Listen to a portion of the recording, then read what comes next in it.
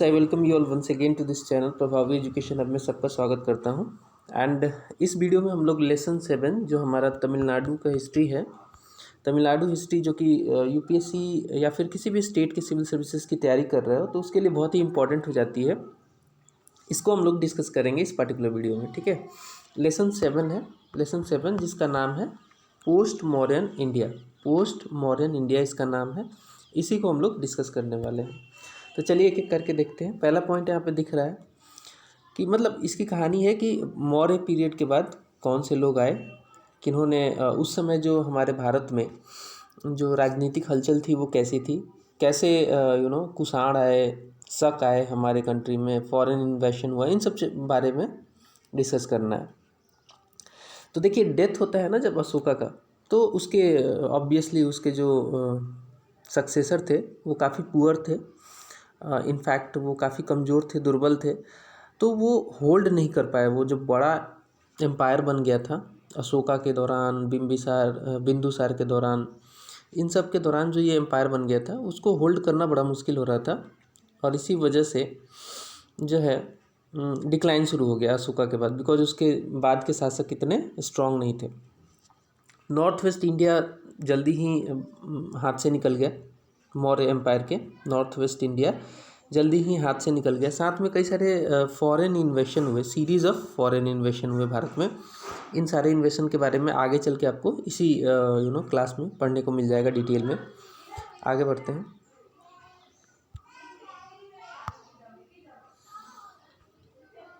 Next point है, अब देखो जो नॉर्थ वेस्ट तो निकल ही गया था, साथ में कलिंग जो जगह था, कलिंग आज के डेट में अगर मॉडर्न उड़ीसा कहें, उड़ीसा, तो कलिंग वहीं का पार्ट है। तो कलिंग भी अपना इंडिपेंडेंस जो है ये डिक्लेयर कर देता है। इसी समय के दौरान कलिंग ने भी अपना इंडिपेंडेंस डिक्लेयर कर दिया।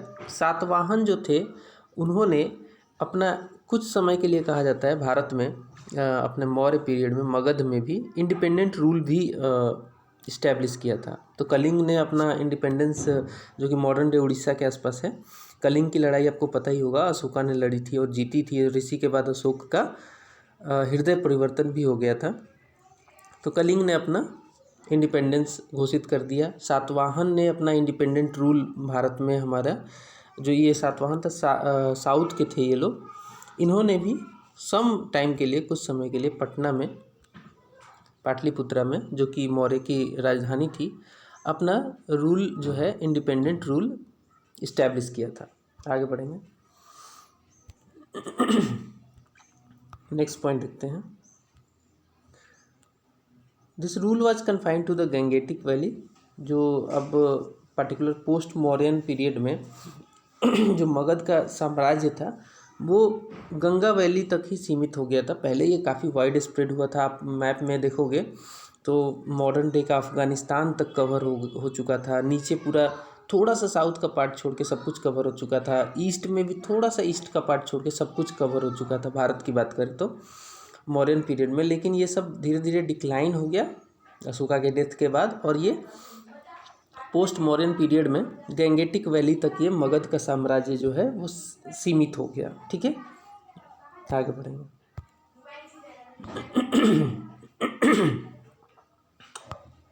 नेक्स्ट देखते हैं। तो मौर्य साम्राज्य के बाद कौन सा वंश का शासन हुआ मगध पे, तो वो था शुंग। शुंग का वंश का फाउंडर था पुष्यमित्र शुंग। पुष्यमित्र शुंग जो था ये शुंग डायनेस्टी का फाउंडर था। ये क्या था, ये बेसिकली कमांडर इन चीफ था मौर्य के दौरान ही मौर्य की सेना में ये कमांडर इन चीफ था। और इसी ने जो लास्ट राजा था मौर्य पीरियड का, उसका जिसका नाम था बृहदर्थ को इसने एसेसिनेट कर दिया, उसकी हत्या कर दी और अपने वंश का इस्टेब्लिशमेंट किया, अपनी डायनेस्टी का इस्टेब्लिशमेंट किया मगध पे। इसका नाम है पुष्यमित्र शुंग और डायनेस्टी है शुंग डायनेस्टी। इसके पास इम्पॉर्टेंट चैलेंज ये था कि इसको नॉर्थ इंडिया जो था उसको प्रोटेक्ट करना था बैक्टीरियन ग्रीक के आक्रमण से, क्योंकि उस समय बैक्टीरियन ग्रीक काफ़ी एक्टिव हो गए थे। इन्होंने बैक्टीरिया जीत लिया था और ये अब फर्दर इधर ईस्टवर्ड आना चाहते थे और भारत में भी अपना जीत दाखिल करना चाहते थे। तो सबसे बड़ा चैलेंज तो यही था पुष्यमित्र शुंग के पास कि इसको प्रोटेक्ट किया जाए, नॉर्थ वाले पार्ट को प्रोटेक्ट किया जाए। आगे बढ़ेंगे, सॉरी। नेक्स्ट पॉइंट है, ग्रीक जो थे, जो बैक्टेरियन ग्रीक थे, they advanced up to the Pataliputra तक ये लोग आ गए थे। इनफैक्ट 185 के आसपास में मैं बात कर रहा हूँ यहाँ पे BC की, ये काफ़ी क्लोज आके इन्होंने आक्रमण भी कर दिया था। तो कहने का मतलब है कि ग्रीक जो थे पाटलिपुत्रा तक आ गए थे and they occupied it for some time, कुछ समय के लिए पाटलिपुत्रा को, जो कि पाटलिपुत्रा क्या थी, मगध के साम्राज्य की, मौर्यन साम्राज्य की ये राजधानी थी, मगध की राजधानी थी ये।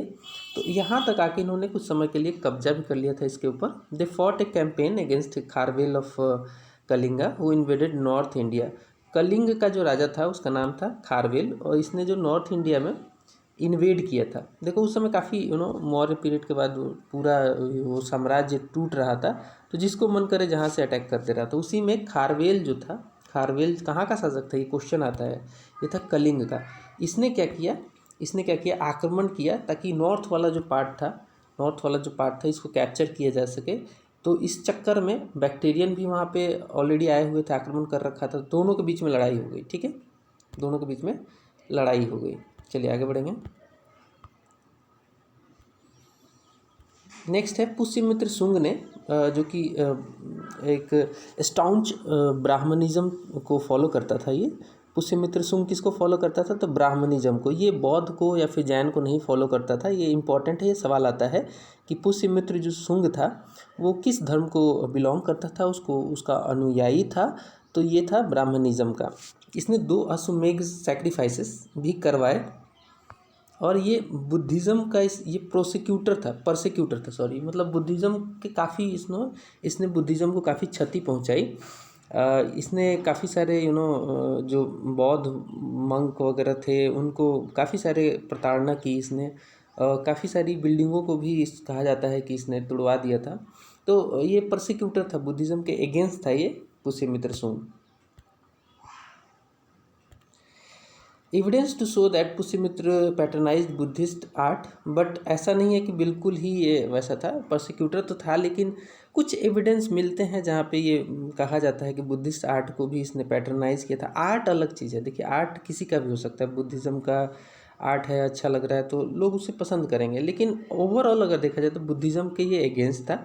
बट इसने पैटर्नाइज किया था बुद्धिस्ट आर्ट को।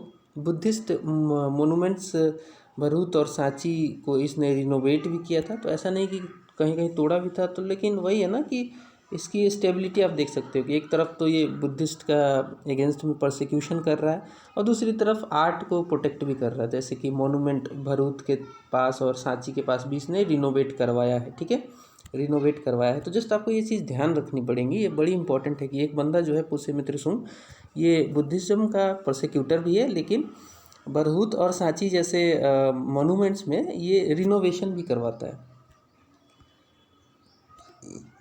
इसका जब डेथ हो जाता है, पुष्यमित्र शुंग की बात कर रहा हूँ, तो इसका सन जो है अग्निमित्र रूलर बनता है नया। और इस डायनेस्टी का लास्ट जो रूलर होता है देवभूति। ये सब कमज़ोर रूलर होते हैं, ये सब इतने मतलब स्ट्रांग नहीं है, ये होल्ड नहीं कर पाते हैं साम्राज्य को।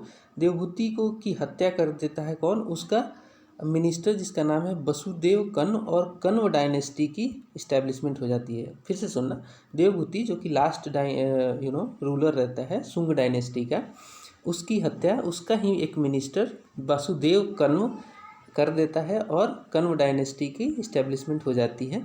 तो कन्व डायनेस्टी का इस्टेब्लिश करने वाले बंदे का नाम वासुदेव कन्व था, इसी के नाम पे कन्व डायनेस्टी बन गई। और इस डायनेस्टी ने लगभग 45 साल तक रूल किया। उसके बाद गुप्त डायनेस्टी ने इसको आउटथ्रोन कर दिया।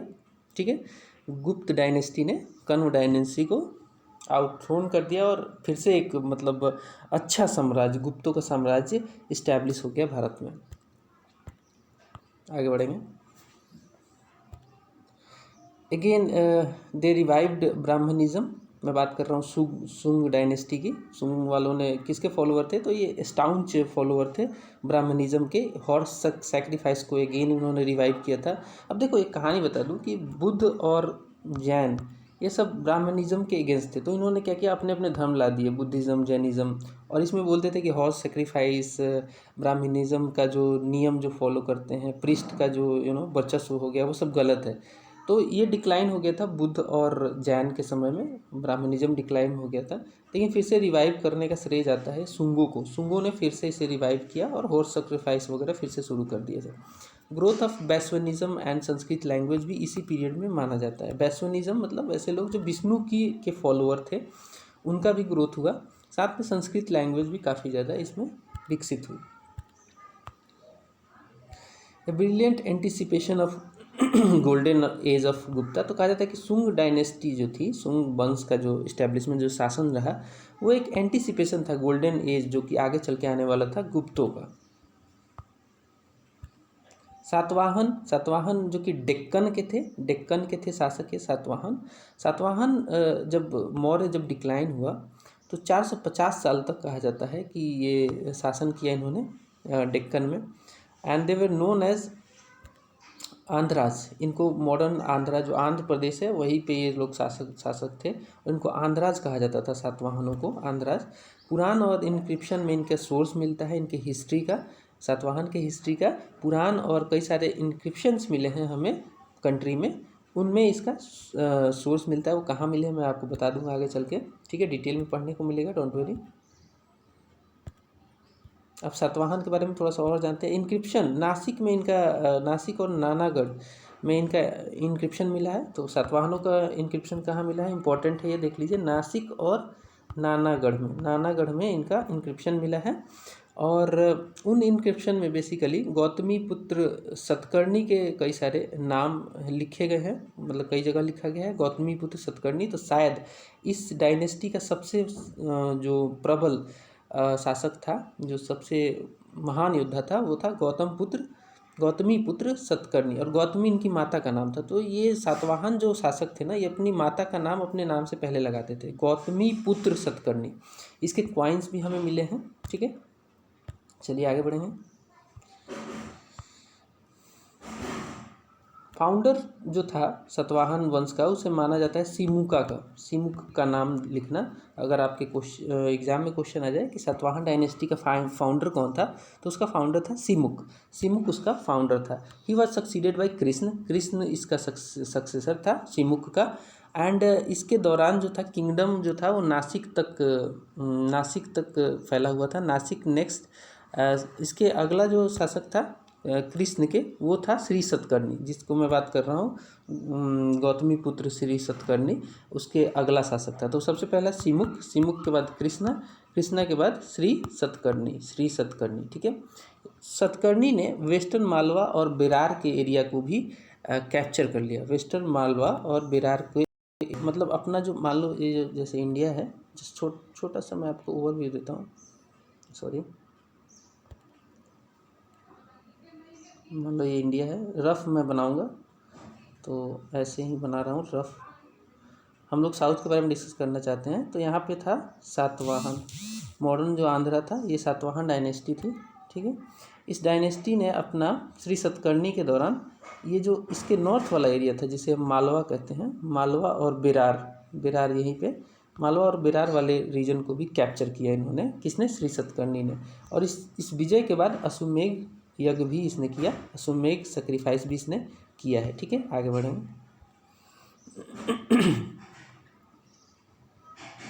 नेक्स्ट आता है जो 17वां किंग था इसमें, उसका नाम था हल। तो एक सवाल ये आ सकता है कि 17वां किंग कौन था सतवाहन डायनेस्टी का, तो उसका नाम था हल। हल क्यों इम्पोर्टेंट है, क्योंकि इसने एक बुक लिखी थी, इसने 5 साल शासन भी किया था। इसकी बुक जो थी उसका नाम था गथ सप्तशती। ये बुक बहुत इंपॉर्टेंट है, पूछा जाता है इसके लेखक कौन है, तो गथ Saptashati. It was also called सत्तासी 700 वर्सेस है इसमें, 700 के हिसाब से सप्तशती और सप्तशती लिखा गया है। 700 वर्सेस का ये कॉम्बिनेशन है और ये है प्राकृत लैंग्वेज में। देखो इंपॉर्टेंट है, प्राकृत लैंग्वेज में, इंग्लिश में नहीं है, प्राकृत लैंग्वेज में है। तो ये सारे जो है ना, ये पूरा जो लाइन है इंपॉर्टेंट है। 17th किंग था हल, 5 साल शासन किया, इसने बुक लिखी गाथा सप्तशती, जिसको हम सताशाई भी कहते हैं। इसमें क्या है, बेसिकली 700 वर्सेस का कॉम्बिनेशन है जिसे प्राकृत लैंग्वेज में लिखा गया है। तो ये सारी बातें आपको याद रखनी पड़ेगी। नेक्स्ट है गौतमीपुत्र जो सतकर्णी था, इसने रूल किया लगभग 106 से 130 एडी तक। 130 एडी तक इसका पीरियड था गौतमीपुत्र सतकर्णी का। देखो ये पीरियड इंपॉर्टेंट है, 106 से लेकर 130 तक शासन किया, पूछा जा सकता है आपके सवाल में, एग्ज़ाम में। और इसका जो नासिक का इंक्रिप्शन है, नासिक का इंक्रिप्शन पूछा जा सकता है किससे संबंधित था, तो ये था गौतमीपुत्र सतकर्णी से, ठीक है। इसका जो नासिक का इंक्रिप्शन था, इसकी मदर गौतमी बालासारी के द्वारा बनवाया गया था। इसमें लिखा गया है कि कैप्चर्ड किया था इसने होल ऑफ डेक्कन। तो सतकर्णी के बारे में लिखा गया है कहाँ पे, नासिक के इंक्रिप्शन में, कि इसने पूरा ही डेक्कन इसने कैप्चर कर लिया था, ठीक है। ये भी एक फैक्ट।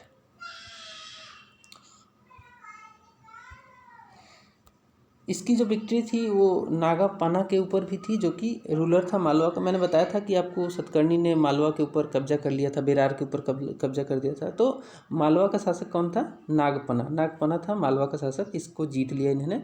और ये काफ़ी रिमार्केबल विक्ट्री थी। He also patronised Brahmanism. तो सतकर्णी ने ब्राह्मणिज्म अपनाया था, ठीक है, ब्राह्मणिज्म। ये भी सब ब्राह्मणिज्म के फॉलोअर थे। बट इसने ऐसा नहीं कि बुद्धिस्टों के अगेंस्ट में काम किया, इसने डोनेशन भी दिए बुद्धिस्टों को। ऐसा नहीं कि उनके अगेंस्ट में चला गया बिल्कुल, ठीक है। ब्राह्मणिज्म अपनाया लेकिन डोनेशन देता रहा बुद्धिज्म को भी। चलिए और आगे बढ़ेंगे। He was succeeded by his son, जिसका नाम था वशिष्ठ पुत्र। तो गौतमीपुत्र सतकर्णी के लड़के का नाम था वशिष्ठ पुत्र, जिसने सक्सीड किया किसको, गौतमीपुत्र सतकर्णी को। ये जो वशिष्ठ पुत्र था, इसके आगे पुलयामी लगता था, वशिष्ठ पुत्र पुलयामी। तो ये भी बहुत इंपॉर्टेंट शासक था। इसका जो शासन था वो माउथ ऑफ जो रिवर ऑफ कृष्ण रिवर था, वहाँ तक फैला हुआ था। कृष्णा नदी आज भी बहती है, इसका नाम आपने सुना ही होगा। पुलयामी का शासन जो था वो कृष्ण नदी के माउथ तक था, ठीक है। आगे बढ़ेंगे। क्वाइन वगैरह काफ़ी सारे इशू हुए इस पार्टिकुलर सातवाहन डायनेस्टी के पीरियड में। इस पे इमेज ऑफ शिप देखा गया है, इसका मतलब कि नेवल पावर था इनके पास, नेवल पावर था। एंड मैरीटाइम ट्रेड ये किया करते थे, सिंबल से पता चल गया हमें, क्योंकि कॉइन में अगर शिप बना हुआ है ऐसा, तो इसका मतलब शिप क्यों यूज़ किया जाएगा, मैरीटाइम ट्रेड के लिए और दूसरा नेवल पावर के लिए, बिकॉज बड़ी डायनेस्टी थी तो नेवल पावर रखते होंगे ये लोग। चलिए आगे बढ़ते हैं। लास्ट जो ग्रेट लीडर था इसका सातवाहन का, उसका नाम था यज्ञ श्री सतकर्णी। यज्ञ श्री सतकर्णी जो था वो लास्ट शासक था। इसके बाद छोटे मोटे शासक हुए और एम्पायर डिक्लाइन हो गया। चलिए आगे बढ़ते हैं। इकोनॉमिक कंडीशन की बात करें तो काफ़ी प्रोग्रेस हुआ इस पीरियड में, ट्रेड एंड इंडस्ट्री काफ़ी ज़्यादा लगी। एंड इनफैक्ट सिल्वर कॉइनेज काफ़ी मिले हैं हमें, जिसे हम कर्स पनाज कहते हैं। Silver coin of Satavahana period को हम क्या कहते हैं, कर्स पनाज कहते हैं, ठीक है। इसी के जो ट्रेड था वो क्वाइन से किया जाता था, बार्टर सिस्टम नहीं था, पैसे दो जैसे क्वाइन के फॉर्म में, तो ट्रेड होता था। तो इकोनॉमिक प्रोग्रेस खूब हुआ है, ठीक है। देखना कि सिल्वर कॉइन को क्या कहते थे उस समय, कर्स पना कहते थे। चलिए आगे बढ़ेंगे। ओवरसीज कमर्शियल एक्टिविटी देखी गई। ग्रेटेस्ट पोर्ट जो था कल्याणी था इस समय, ठीक है। कल्याणी था ग्रेटेस्ट पोर्ट सातवाहनों के समय। ये वेस्ट डेक्कन पे जो ऐसे है ना, कल्याणी समवेयर वेस्ट डेक्कन पे यहाँ पे था। तो ये काफ़ी इम्पोर्टेंट एक पोर्ट था जहाँ से ट्रेड वगैरह हुआ करती थी, कमर्शियल एक्टिविटी हुआ करती थी।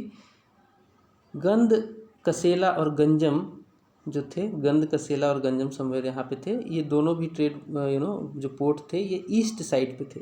ये हो गया कल्याणी जो वेस्ट साइड पे था, और ये गंध कसेला और गंजम तो डिस्ट्रिक्ट भी है आंध्र प्रदेश में, आपको पता होगा आज भी। तो यहाँ पे ये दो ईस्टर्न जो कोस्ट था भारत का, वहाँ पे ये इम्पोर्टेंट पोस्ट को ये पोर्ट हुआ करते थे, जो कि ओवरसीज़ कॉमर्शियल एक्टिविटी कराने में योगदान दिया करते थे।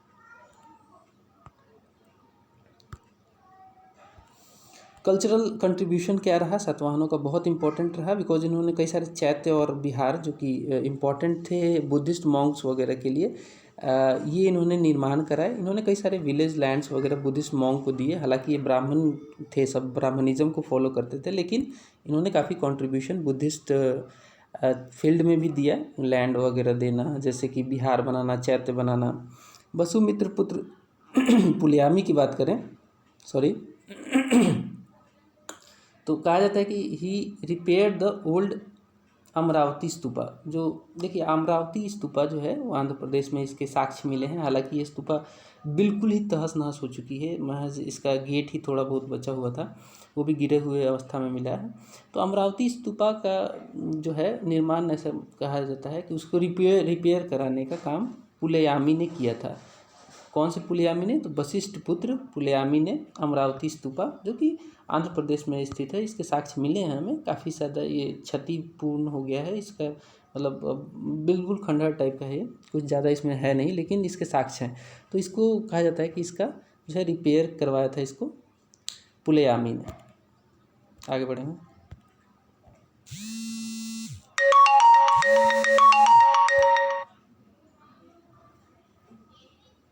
नेक्स्ट है architecture in Nagarjunakonda also patronise the Prakrit Hala सत्साती प्रकृत लैंग्वेज। कहने का मतलब है कि इन्होंने आर्किटेक्चर जो था नागार्जुन कोंडा का उसको पैटर्नाइज किया था। दे ऑल्सो पैटर्नाइज जो है ये प्रकृत लैंग्वेज के इनको पैटर्नाइज किया गया था। हल सत्साती जो था इसका प्रकृत लैंग्वेज में ही जो है 700 वर्सेज वाला जो एक सत साई जो करके ये बुक लिखा था, वो 7 लैंग्वेज वाला इसी के दौरान में आया था। आगे बढ़ेंगे। फॉरेन इन्वेशन की बात करें, नॉर्थ वेस्ट इंडियन बैक्टीरियन का भी हुआ हमारे कंट्री में। नॉर्थ वेस्ट इंडिया में बैक्टीरियंस जो थे इनका अटैक हुआ हमारे कंट्री पे, फॉरेन इन्वेशन हुए। Bactria and Parthia independent Syrian empire के तौर पे इन्होंने वहाँ पे इस्टेब्लिश किया था मिड 3rd सेंचुरी BC में। अब ये अपना एम्पायर जो था ये भारत की तरफ बढ़ाना चाहते थे, ईस्टवर्ड आना चाहते थे।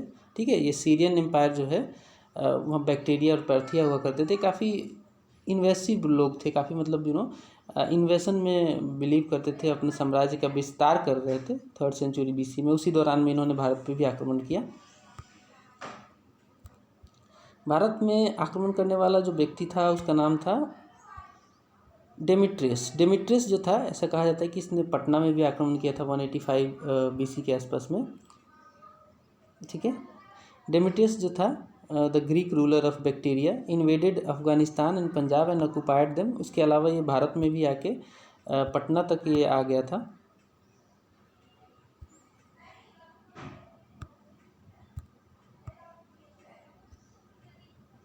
कमांडर्स एपोलोडोटस एंड मियांडर्स, ये लोग भी भारत में आक्रमण किया था। मिनांडर जो था वो बहुत ही इम्पोर्टेंट हो जाता है अपने हिस्ट्री के हिसाब से, because Milind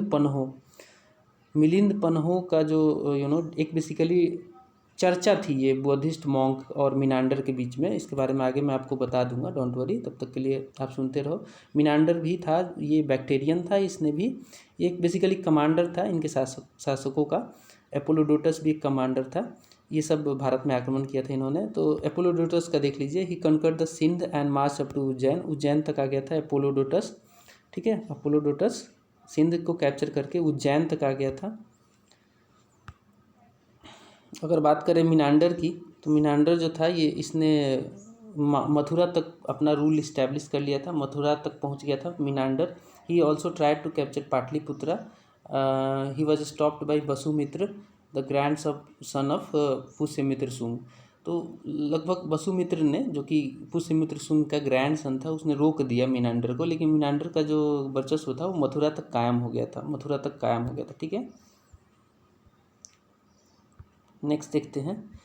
he was also known as Milind. देखो मिनांडर को मिलिंद भी कहते थे, और इसका जो बातचीत हुआ था वो मिलिंद पन्हो के नाम से कहा जाता है, जिसमें उसने कई सारे क्वेश्चन पूछे थे बुद्धिस्ट मॉन्क जिसका नाम था नागसेन। नागसेन के साथ इसका डिस्कशन हुआ था, जस्ट मतलब धर्म के ऊपर चर्चा हुई थी, और इसी को हम लोग मिलिंद पन्हो कहते हैं। यहाँ पे देखना मिलिंद पन्हो कहते हैं। तो देखो सबसे पहले तो मियांडर का ही नाम मिलिंद था। इसकी जो कैपिटल थी, कैपिटल ऑफ हिज किंगडम वह सियालकोट या फिर सकाला जिसको कहते हैं, सियालकोट आज की डेट में पाकिस्तान में है। He evinced much interest in Buddhist and his dialogues with Buddhist monk Nagsena was compiled in Pali work Milinda Panho. तो मिलिंद पन्हो किस लैंग्वेज में लिखी गई है? पाली में लिखी गई है। बिकॉज ये मिलिंद जो था या फिर मियांडर जो था वो इंटरेस्टेड था बुद्धिज़्म में, तो इसने चर्चा किया नागसेन ने, कि ये बुद्धिस्ट मॉन्क थे नागसेन, इनके साथ चर्चा किया, डिस्कस हुआ, और उस डिस्कशन को ही कई सारे क्वेश्चन पूछे इस डिस्कशन में मिलिंद ने, और उसी को हम लोग मिलिंद पन्हो कहते हैं, जिसको हम मिलिंद पन्हो को ही अगर इंग्लिश में कहें तो क्वेश्चन ऑफ मिलिंद। एंड इसके बाद इसने बुद्धिज़्म को अपना भी लिया, तो शुक्र है हमारे नागसेना साहब की जिन्होंने इसको कन्विंस कर लिया। एंड इसके बाद क्या हुआ, ग्रीक एम्बेसडर जो था हेलीडोरस, वो उसने बैसोनिट को अपनाया और एक गरुड़ा पिलर का इस्टेब्लिशमेंट किया। इसने गरुड़ पिलर का इस्टेब्लिशमेंट किया। कहाँ पे? तो इसने किया ये बेस नगर में। बेस नगर में गरुड़ा पिलर किसने बनवाया था? तो ये था हेलीडोरस, जो कि एक बैसोनाइट था। ये था बैक्टीरियन, लेकिन आके भारत में बैसोनाइट इसने अपना लिया और गरुड़ा पिलर का इस्टेब्लिशमेंट बेस नगर में करवाया। बेस नगर में करवाया हेलीडोरस। हेलीडोरस का नाम आप याद रखना, मिलिंद पन्हो का भी नाम आपको याद रखना पड़ेगा। आगे बढ़ते हैं। इसके बाद आते हैं सका।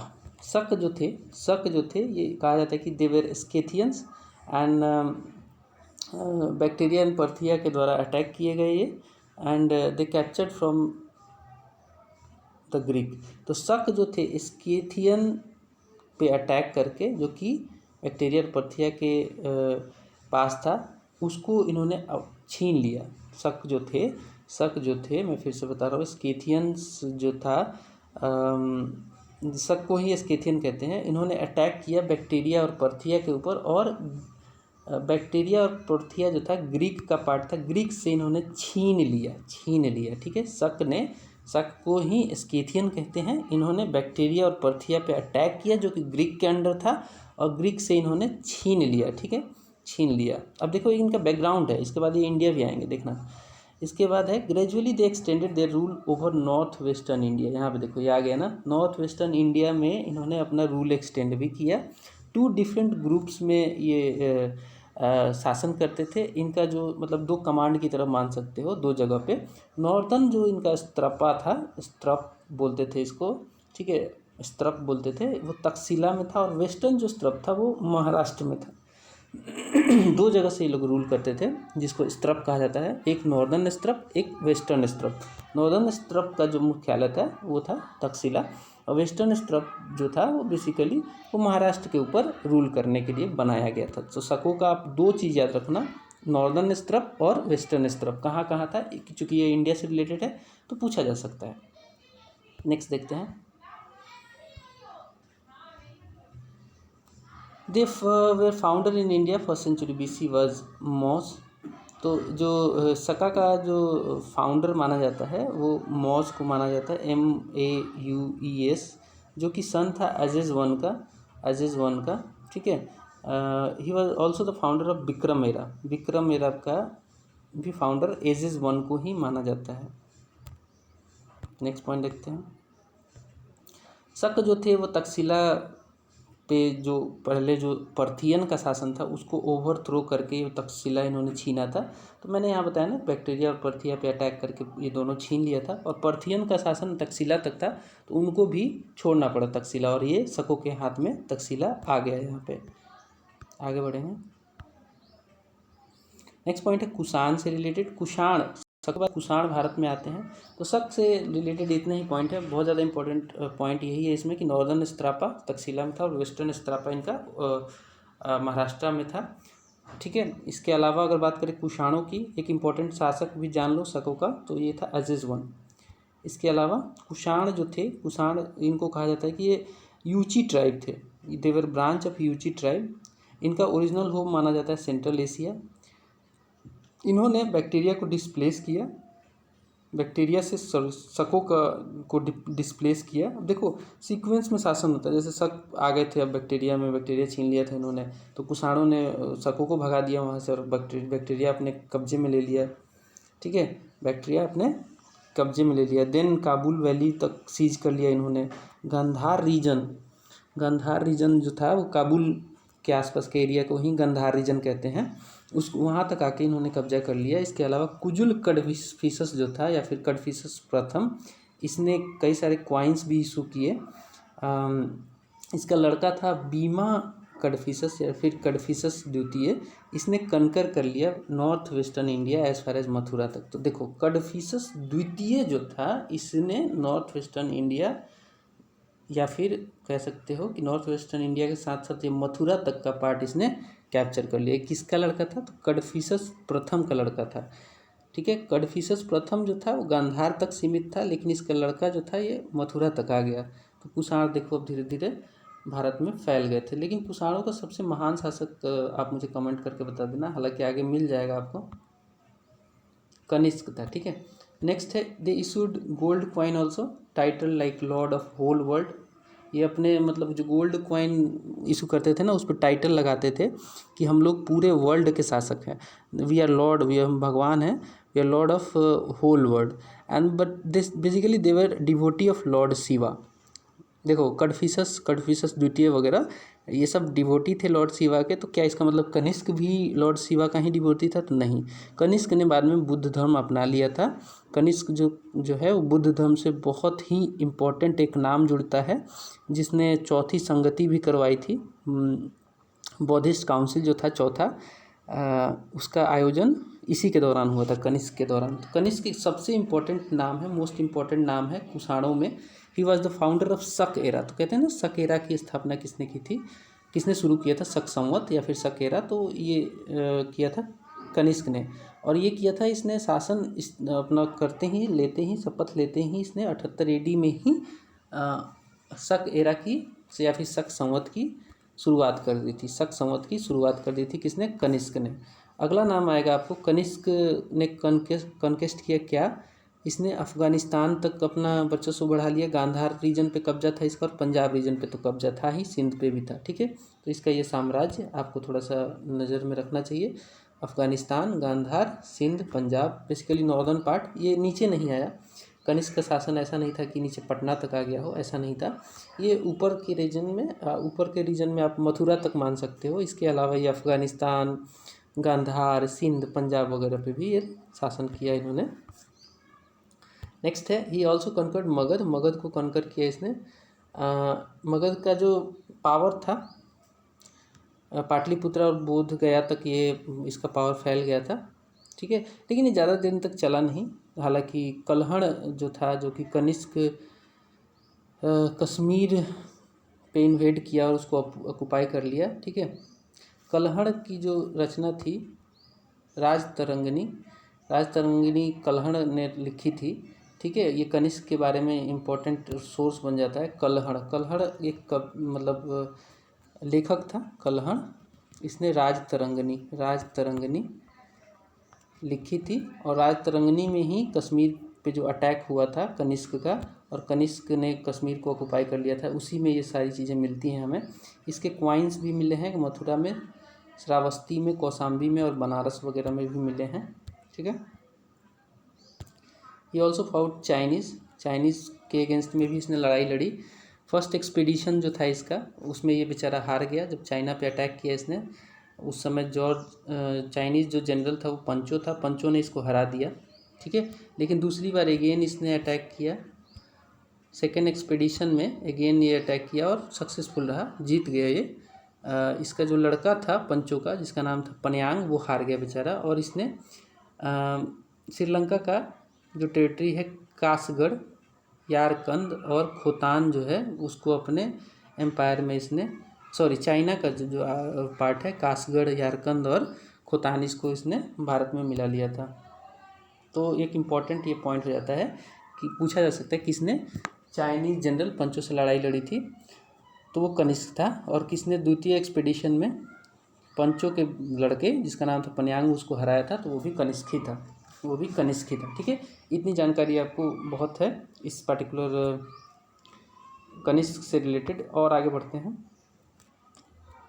कनिष्क से ही रिलेटेड और बात करें तो इसका एम्पायर जो था वो काफ़ी वास्ट था। गांधार रीजन वेस्ट पार्ट से लेकर बनारस ईस्ट तक इसका शासन था। ठीक है, जैसे मान लो अगर इंडिया है ना, ऐसे देखो रफली बना रहा हूँ, इधर मैं छोड़ देता हूँ, सॉरी ये एक्चुअली नीचे आएगा, ये इसको इग्नोर करना है ना। ऐसा अगर देखा जाए तो गांधार ये वाला रीजन था, गांधार ये वाला रीजन था, और साथ में यहाँ बनारस तक इसका शासन आ गया था यूपी में। ये पूरा इसका वेस्ट टू ईस्ट वाला पार्ट था। ठीक है, इसके अलावा इसकी जो कैपिटल थी, नॉर्थ और साउथ से बात करें तो कश्मीर से लेकर मालवा यहाँ तक, लगभग कश्मीर मालवा यहाँ पड़ता है, कश्मीर से लेकर मालवा तक ये इसका शासन था। तो ओवरऑल ये वाला एरिया जो था इसमें कनिष्क के दौरान रूल किया जा रहा था। ठीक है, आगे बढ़ेंगे। इसका जो कैपिटल था वो दो कैपिटल रखा था इसने। कैपिटल इसका पुरसापुर या फिर पेशावर, जो कि आज के डेट में पाकिस्तान में है, वहाँ पे इसका कैपिटल था। मथुरा एक इम्पॉर्टेंट सिटी हुआ करती थी इसके एम्पायर में, सेकंड कैपिटल भी कहा जाता है इसको, मथुरा को, कुषाणों के समय, और स्पेशली अपने कनिष्क की बात करें तो उसके समय। आगे बढ़ेंगे, नेक्स्ट आता है कनिष्क और बुद्धिज़्म का क्या संबंध रहा। तो काफ़ी इंपॉर्टेंट संबंध रहा, बिकॉज कनिष्क ने बुद्धिज़्म को इम्ब्रेस कर लिया था। इसके कॉइन में बुद्धा के इमेज हैं, और but he was also Greek and Hindu gods के भी पैट्रोनेज कर रखा था, उनको भी इग्नोर नहीं किया इसने। ठीक है, कनिष्क का जो टोलरेशन की नीति थी वो काफ़ी इंपॉर्टेंट साबित हुई। इसने जो लोग थे उनसे टोलरेशन दिखाया, ऐसा नहीं कि उनका हत्या करना शुरू कर दिया। काफ़ी टोलरेट था ये, दूसरे धर्मों के साथ भी काफ़ी टोलरेशन दिखाता था। कनिष्क एंड महायान बुद्धिज़्म का जन्म होता है, कनिष्क के ही टाइम में महायान बुद्धिज़्म का जन्म होता है। महायान और हीनयान में बट जाती है बुद्धिज़्म। ठीक है, कनिष्क समय महायान में क्या होता है कि मूर्ति पूजा शुरू हो जाती है, मतलब बुद्ध को लोग एज ए गॉड की तरह पूजना शुरू कर देते हैं, जबकि हीनयान में बुद्ध को गॉड की तरह इनकी मूर्ति पूजा वगैरह नहीं होती थी। ठीक है, तो ये एक चेंज आया कनिष्क के दौरान। नेक्स्ट देखते हैं, he also sent missionaries to the central Asia and China. Central Asia और चाइना में इसने मिशनरी भेजे, बुद्धिस्ट चैत्यास व विहारा वगैरह इसने बिल्ड कराए। तो काफ़ी ज़्यादा ये एक्टिव रहा अपने शासनकाल में, कहने का मतलब है धर्म से रिलेटेड भी। आगे बढ़ेंगे, he patronize Buddhist scholars like Vasumitra, अश्वघोष, नागार्जुन वगैरह को इसने पैट्रोनाइज किया था। इसमें बहुत बड़े बड़े नाम हैं। ये अश्वघोष की बात करें तो ये बुद्ध चरित्र के रचयिता थे। बुद्ध चरित्र के रचयिता कौन थे? तो ये अश्वघोष थे। ये क्वेश्चन आता है। नागार्जुन जो थे वो भी इम्पोर्टेंट थे। इन्होंने भी काफ़ी बुद्धिस्ट स्कॉलर थे, ये काफ़ी इम्पोर्टेंट रोल प्ले किया। नेक्स्ट देखते हैं,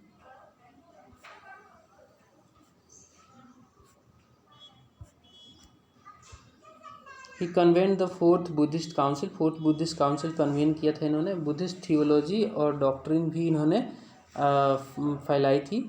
कुंडल वन मोनास्ट्री जो कि श्रीनगर के आसपास है, इसका इसी पर्टिकुलर जगह पे चौथी जो है बुद्धिस्ट काउंसिल जो है इसका आयोजन हुआ था, जिसके प्रेसिडेंट थे वसुमित्र। वसुमित्र कौन थे? ये चौथी काउंसिल जो हुई थी, जो कि कहाँ पे हुई थी? कुंडल वन, जो कि श्रीनगर में पड़ता है, उसके प्रेसिडेंट थे। किसके दौरान हुई थी? तो कनिष्क के दौरान हुई थी।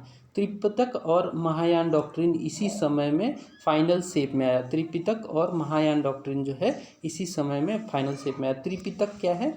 विनय पिटक, सुत्त पिटक और अभिधम्म पिटक को मिला दे। विनय पिटक, सुत्त पिटक और अभिधम्म पिटक को, ये मैंने आपको बौद्ध वाले में पढ़ाया है, बौद्ध वाली जो क्लास थी, उन तीनों को मिलाकर त्रिपिटक कहते हैं। तो इसका जो फाइनल शेप है वो इसी दौरान आया था। अश्वघोष जो कि एक फिलोसोफर, पोएट या फिर ड्रामेटिस्ट माने जाते हैं, इन्होंने बुद्ध चरित्र की रचना की थी, जो मैंने आपको ऑलरेडी ब्रीफ कर दिया है।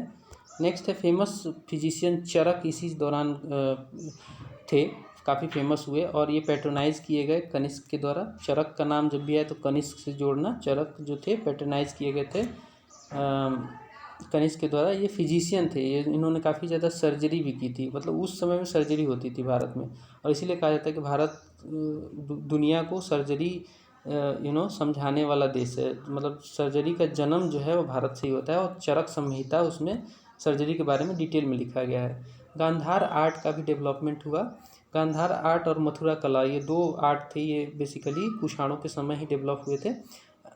जो टेरिटरी था पेशावर के आसपास, उस रीजन को गांधार रीजन कहा गया था, और उसी में गांधार आर्ट काफ़ी ज़्यादा डेवलप हुआ था। ये पीरियड था 1st and 2nd century AD। ठीक है, अब गांधार आर्ट के बारे में भी थोड़ा सा बताऊंगा आपको।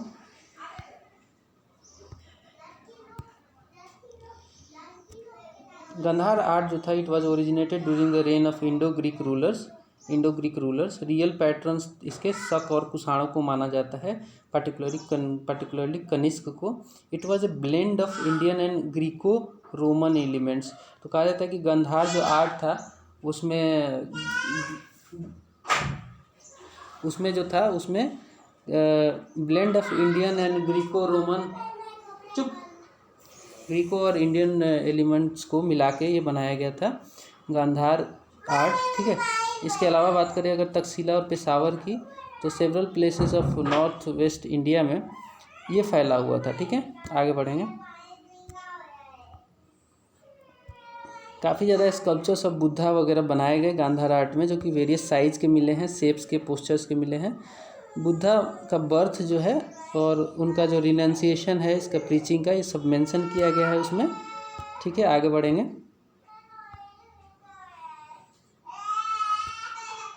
फीचर्स क्या है, तो फीचर्स ये है कि ह्यूमन बॉडी को काफ़ी अच्छे से मोल्ड किया गया है, एक रियलिस्टिक मैनर में बनाने की काम की गई है। बहुत ज़्यादा डिटेल में आपको मैं आर्ट एंड कल्चर में पढ़ा दूंगा, हालांकि यहाँ पे ओवरव्यू दे रहा हूँ।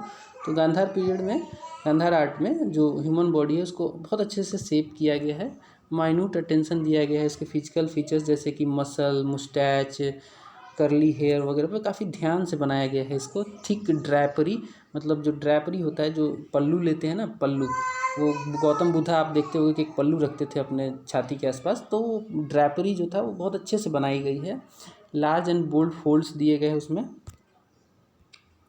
ये मैं पिक्चर से समझाऊंगा आपको बाद में, बिकॉज ये आर्ट एंड कल्चर वाले में आएगा, लेकिन यहाँ पे ओवरव्यू देना ज़रूरी था, इसलिए मैं बता रहा हूँ। रिच कार्विंग, इलेबोरेट ऑर्नामेंटल और सिंबॉलिक एक्सप्रेशन भी दिया गया है। मतलब जो भी मूर्तियाँ बनी हैं बुद्ध वगैरह की, उसमें काफ़ी ज़्यादा ऑर्नामेंट से उनको सजाया गया है, सिंबॉलिक एक्सप्रेशंस दिए गए हैं। ठीक है, आगे बढ़ेंगे।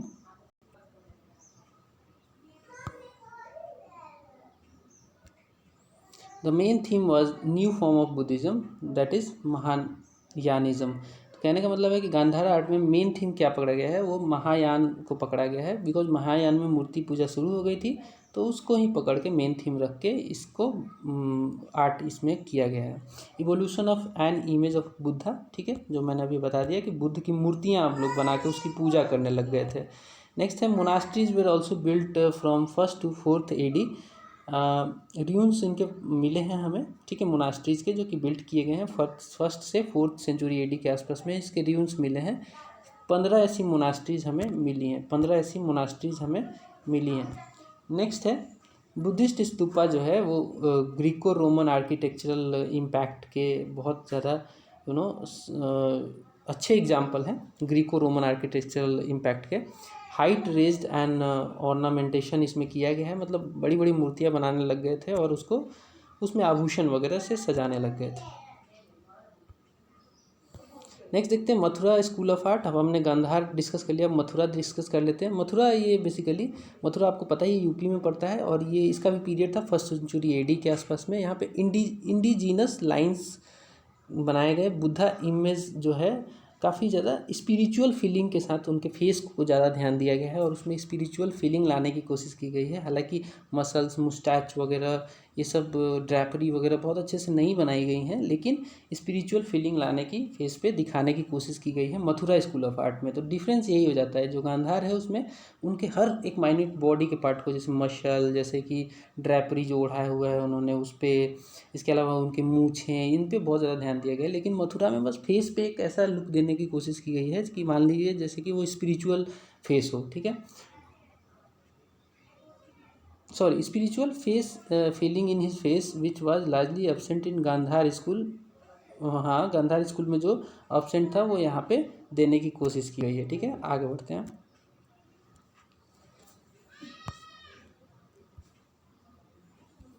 नेक्स्ट पॉइंट आता है also image of Shiva and Vishnu के भी यहाँ पे मिले हैं कई सारे। मथुरा स्कूल ऑफ आर्ट में शिव और विष्णु के भी इमेजेस काफ़ी ज़्यादा मिले हैं। एंड इनके साथ में पार्वती और लक्ष्मी की भी मूर्तियाँ इनके साथ में बनाई गई है। ठीक है, तो ऐसा नहीं है कि मथुरा स्कूल ऑफ आर्ट में खाली बुद्धिस्ट या फिर बौद्ध से रिलेटेड ही मूर्तियाँ हैं।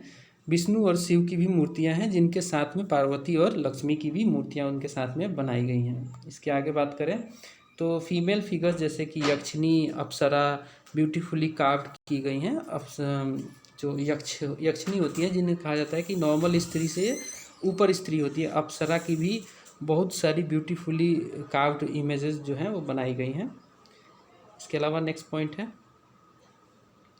सक्सेसर जो थे कनिष्क के और जो कुषाण रूल के, ये बहुत ज़्यादा मतलब अगेन ये लोग इतने ज़्यादा ताकतवर नहीं थे, तो लेकिन बट इन्होंने 150 साल तक इस डायनेस्टी को आगे बढ़ाया। ठीक है, कुषाण डायनेस्टी को आगे बढ़ाया। और हुविसा का जो था वो सन था कनिष्क का, इसने एम्पायर को कहा जाता है कि इंटैक्ट रखा था इसने एम्पायर को। ठीक है, आगे बढ़ेंगे। They were also patron of Buddhism. The last important Kushan ruler was Vasudev. He was इसके दौरान में जो पर्टिकुलर जो इनका एरिया था वो रिड्यूस हो गया था काफ़ी ज़्यादा। इसके भी लेकिन इंक्रिप्शन मिले हैं बट अराउंड मथुरा ही मिले हैं, मतलब कि साम्राज्य काफ़ी छोटा हो गया था इसके समय में। नेक्स्ट देखते हैं, ये वर्शिपर था शिवा का। ठीक है, ये वर्शिपर था शिवा का।